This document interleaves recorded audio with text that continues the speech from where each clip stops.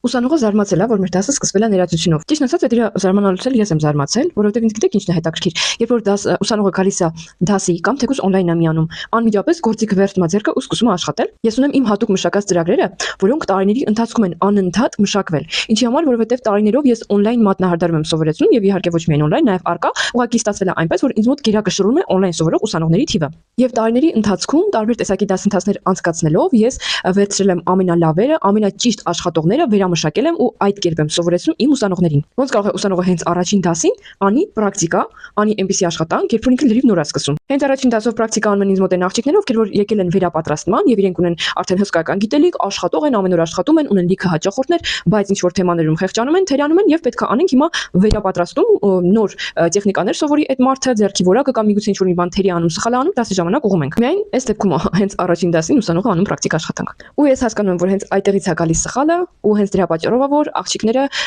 այլ հայտնի եւ անհայտ օնլայն դասընթացներից հետո դիմում են ինձ եւս մեկ անգամ սովորում են եւ շատ կարճ ժամանակահատվածում դառնում են շատ լավ մասնագետներ։ Օրինակ հիմա հուլիս ամսվա համար ունենք երկու գործող դասընթաց, մեկը հուլիսի 1-ից սկսվող 2 ամսյա օնլայն կուրսն է եւ մյուսը հուլիսի 5-ին կայանալիք օնլայն սեմինարն է,